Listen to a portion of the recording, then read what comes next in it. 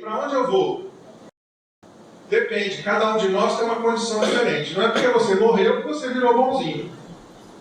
Né? Tem gente que durante a vida era uma peste. Aí morreu e fala, o falecido era tão bom, vira santo. Não é assim. Se você era mais ou menos, quando você vai para o mundo espiritual, você continua mais ou menos. Se você era ruim, você continua ruim. Se você era bom, você continua bom. E lá você evolui. Mas ninguém transforma só pela morte. Aí nós somos atraídos para lugares semelhantes. Então, se essas duas pessoas que eu exemplifiquei aqui morrerem no mesmo momento, num acidente de carro, por exemplo, eles serão atraídos para os planos espirituais que terão a vibração semelhante a deles. Então, ali no exemplo, o que eu coloquei? Um espírito está indo para um plano menos elevado e um outro espírito para um plano mais elevado. Uma dimensão, uma vibração mais elevada. Quem viu aquele filme Nosso Lar deve se lembrar que a mãe de André Luiz já estava num outro plano, além de Nosso Lar, da colônia espiritual Nosso Lar. Né?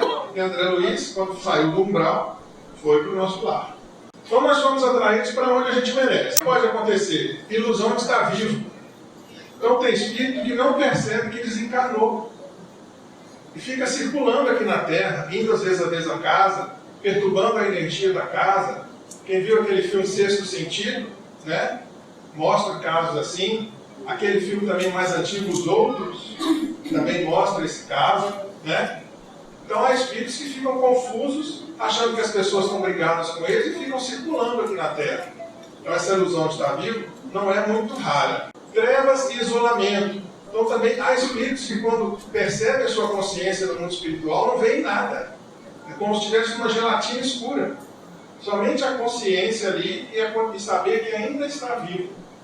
E essa mudança vai acontecendo à medida que ele vai transformando a sua energia. É o caso de uma mãe que se suicidou após a morte do filho, achando que se ela se matasse naquele momento, que ela ia acompanhar o filho. Não vai não. Tá? Pode morrer todo mundo aqui nessa sala agora, que nós vamos para lugares diferentes.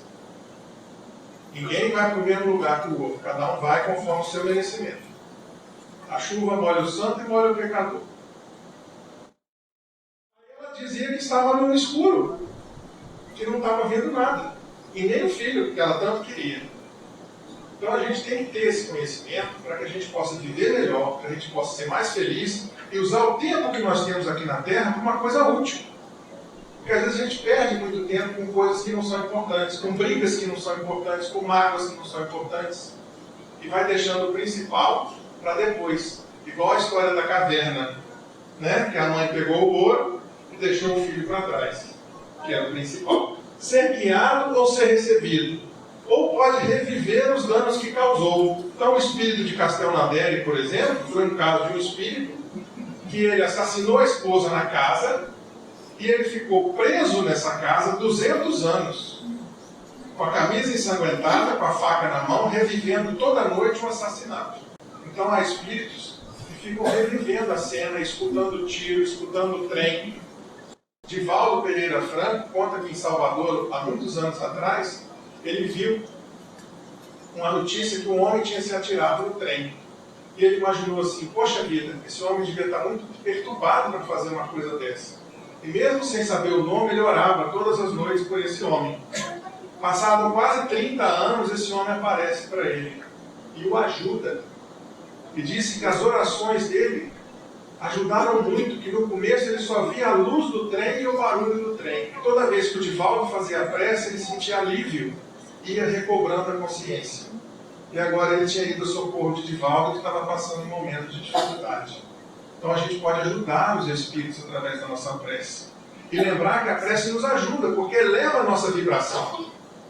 E toda vez que eu elevo a minha vibração, o primeiro beneficiado sou eu. Então o umbral, que está no slide anterior, ele é um local, não é um local definido. São as zonas de vibração mais baixa. Então as pessoas mais violentas, as pessoas mais apegadas à matéria, elas vão passar por um tempo nessa região umbralina, que a gente chama de região das sombras, com criaturas semelhantes, e lá elas vão espiar essas energias e vão ficar lá até mudarem o seu jeito de ser ou de pensar, até ter um arrependimento verdadeiro.